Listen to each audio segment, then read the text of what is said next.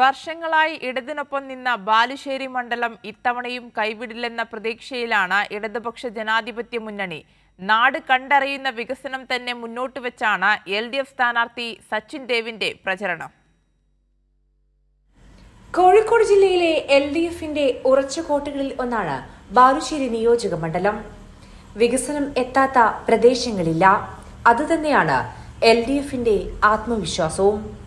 5 വർഷക്കാലം കൊണ്ട് ബാലുശ്ശേരിക്കാരനായി മാറിയ MLA സച്ചിൻ ദേവ് ഇത്തവണയും ജനവിധി തേടുമ്പോൾ ഉയർത്തിക്കാണിക്കാൻ നിരവധി വികസന പദ്ധതികൾ.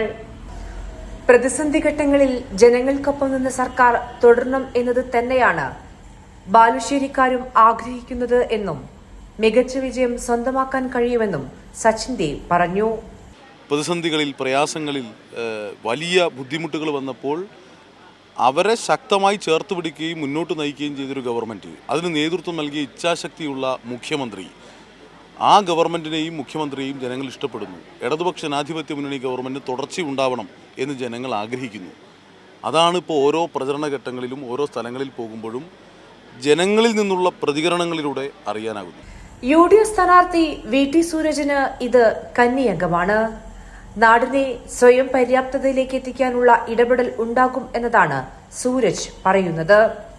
ബാലുശ്ശേരിയിൽ ആരോഗ്യരംഗത്തായാലും വിദ്യാഭ്യാസ രംഗത്തായാലും കാർഷിക രംഗത്തായാലും സ്വയം പര്യാപ്തതയിലേക്ക് എത്തിയാൽ മാത്രമേ ഈ നാടിന്റെ ശാശ്വതമായ പ്രശ്നങ്ങൾക്ക് പരിഹാരമുണ്ടാവും. NDA സ്ഥാനാർത്ഥി CP സതീശനും പ്രചാരണ രംഗത്ത് സജീവമാണ്.